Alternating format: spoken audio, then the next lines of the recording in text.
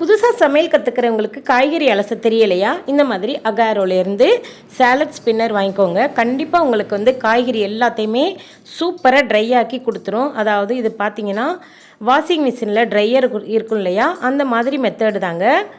இப்போ பாருங்கள், நான் எடுத்து காட்டுறேன். இந்த மாதிரி மேல் மூடி பாருங்கள், எவ்வளோ சூப்பராக நல்ல குவாலிட்டியாக இருக்குது. இந்த மாதிரி சுற்றி விட்டிங்கன்னா உங்களுக்கு வந்து காய்கறி எல்லாத்தையுமே நல்லா ட்ரை ஆக்கி கொடுத்துரும். அதுக்கப்புறம் பாருங்கள், உள்ளே வந்து நல்ல ஒரு கூடை மாதிரி இருக்குது. அதுக்கப்புறம் கீழே வந்து பார்த்திங்கன்னா பெரிய பவுல் கொடுத்துருக்காங்க. அந்த பவுலை பயன்படுத்தி எவ்வளவோ வேலைகள்லாம் வந்து பார்த்துக்கலாம். இது வந்து பார்த்திங்கன்னா அகாரோ பிராண்டு, சூப்பரான நல்ல குவாலிட்டியான பிராண்டுங்க. கண்டிப்பாக நீங்கள் வந்து வாங்கி நல்லா யூஸ் பண்ணிக்கலாம். இப்போ பாருங்கள், நம்ம வந்து பார்த்திங்கன்னா இதில் வந்து காய்கறிகளை வந்து அலசி காட்டுறேன், அதாவது ட்ரை ஆக்கி காட்டுறேன். நான் வந்து பார்த்திங்கன்னா முட்டைக்கோசு எடுத்திருக்கேன். முட்டைக்கோசு எவ்வளோ தான் இறுக்கி பிழிஞ்சாலும் அதில் வந்து கண்டிப்பாக தண்ணி நிற்கும்.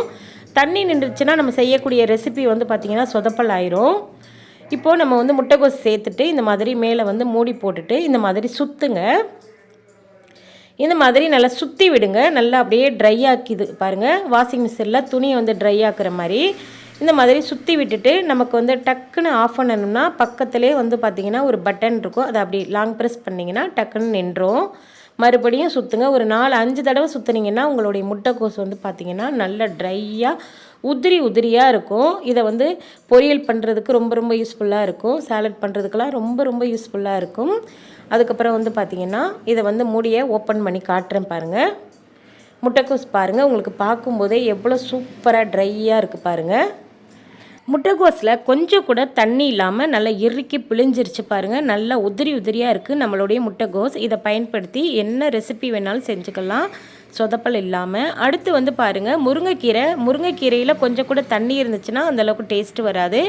முருங்கைக்கீரையை வந்து எப்படி ட்ரை ஆக்கி காட்டுறேன் பாருங்கள். இந்த மாதிரி சுற்றி விடுங்க. சுற்றி விட்டுட்டு பக்கத்துலேயே ஒரு பட்டன் மாதிரி இருக்குது, அதை வந்து லாங் ப்ரெஸ் பண்ணிட்டீங்கன்னா டக்குன்னு நின்றும்.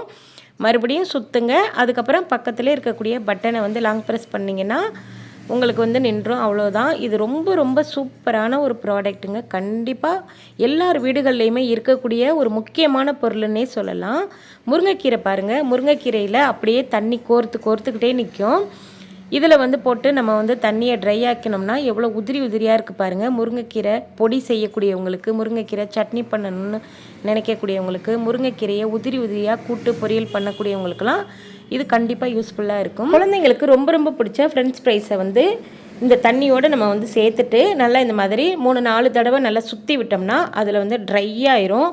இதை வந்து கட் பண்ணி நம்ம காய வச்சு தான் எண்ணெயில் போட்டு பொரிப்போம். இதில் வந்து காய வைக்க தேவையில்லை. இந்த மாதிரி சுற்றி விட்டு எடுத்திங்கன்னா உங்களுக்கு அருமையாக ட்ரை ஆக்கி கொடுத்துரும். காய்கறி மட்டும் இல்லைங்க, பயிர் வகைகள், பன்னீர், சோயா ஜங்க்ஸு எல்லாத்தையுமே இந்த மாதிரி ட்ரை ஆக்கி கொடுத்துரும். கண்டிப்பாக இதை தேவைக்கு நல்லா யூஸ் பண்ணிவிட்டு நல்லா க்ளீன் பண்ணி எடுத்து வச்சுருங்க. அப்பப்போ தேவைக்கு யூஸ் பண்ணிக்கலாம். இந்த ப்ராடக்ட் உங்களுக்கு பிடிச்சிருந்துச்சுன்னா கண்டிப்பாக டிஸ்கிரிப்ஷனில் லிங்க் தர்றேன், செக் பண்ணி பார்த்துட்டு நீங்களும் வாங்கி பயன்பெறுங்க.